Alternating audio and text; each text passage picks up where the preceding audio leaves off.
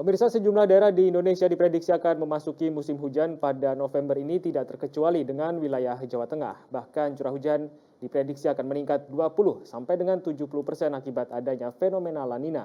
Kemudian bagaimana dampaknya terhadap cuaca di Jawa Tengah dan apa potensi bencana yang akan diakibatkan oleh La Nina? Berikut kita akan simak liputannya bersama jurnalis Metro TV Reida Pulpi serta juru kamera Novia Andrea. 87% wilayah di Indonesia akan memasuki musim penghujan pada bulan November ini termasuk Jawa Tengah. Dan diperkirakan untuk puncak musim hujan akan terjadi pada bulan Desember. Namun karena adanya La Nina, musim penghujan ini diperkirakan juga masih akan berlangsung hingga bulan Januari dan Februari. Dan saat ini pemirsa, saya sudah bersama dengan Sutikno, Kepala Stasiun Meteorologi Ahmad Yani Semarang. Kita akan mencari tahu apa dampak dari La Nina dengan musim penghujan di akhir tahun 2021 ini. Halo Pak Sutikno, apa kabar? Halo. Pak Sutikno, sebenarnya apa dampaknya antara La Nina dengan musim penghujan ini? Jadi gini aja ya, gampangannya karena sering masyarakat itu salah persepsi ya, bahwa La Nina itu badai. La Nina itu bukan badai. La Nina itu adalah fenomena di mana suhu muka laut Indonesia itu lebih hangat dibandingkan suhu muka laut di Pasifik. Sehingga kenapa? Kalau suhu muka laut lebih hangat berarti kan penguapannya tinggi. Nah, kalau penguapan tinggi berarti potensi curah hujannya menjadi lebih tinggi. Dengan kondisi Jawa Tengah yang normal saja, itu potensi banjir, itu kan sudah tinggi ya.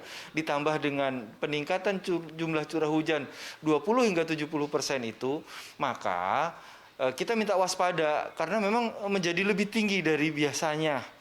Sehingga daerah-daerah yang berpotensi itu kita minta untuk ditingkatkan kewaspadaannya. Hal itu bisa kita lihat dari peta yang ada di samping kita ini, bahwa ternyata yang Anda sampaikan tadi bahwa bulan November kita sudah masuk musim penghujan. Iya, dari data klimatologi yang kami ambil dari stasiun klimatologi Semarang, ini menunjukkan memang pada bulan November hujan sudah mulai terakumulasi di wilayah selatan dan wilayah timur Jawa Tengah. Nah, sementara di bulan Desember, tadi bulan November ya, sementara di bulan Desember itu ternyata sudah merata. Dan ini yang tadi disampaikan bahwa ini adalah puncak musim hujannya.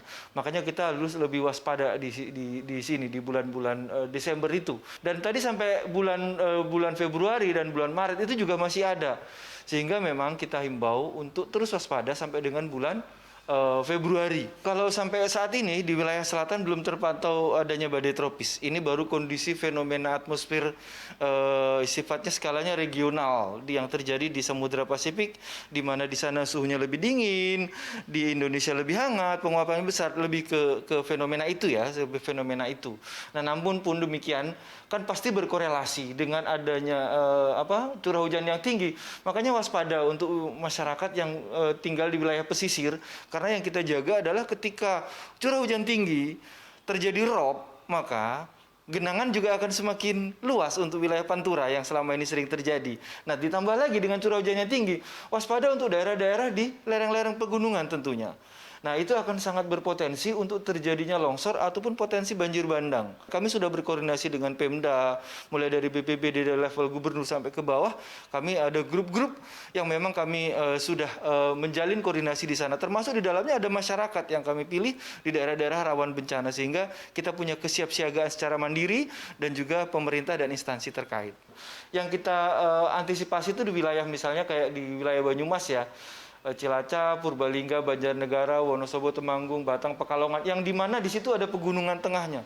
Dan beberapa daerah di situ itu sangat berpotensi terjadi longsor ataupun banjir karena aliran dari daerah pegunungan. Karena memang selama ini kita pantau pertumbuhan awan itu cukup masif itu di wilayah pegunungan itu. Oke, baik. Terima kasih banyak Pak Sutikno atas waktunya. Nah, pemirsa, jadi bukan hanya meningkatkan curah hujan, namun La Nina ini juga meningkatkan beberapa prediksi bencana seperti rob, banjir, dan juga bencana tanah longsor yang pastinya dari pihak BMKG sendiri sudah melakukan koordinasi dengan Pemda serta BPBD setempat untuk memberikan informasi kepada masyarakat agar apabila terjadi bencana zero victim atau tidak terdapat korban. Dari Kota Semarang, Reida Pulpi, Novia Andrea, Metro TV.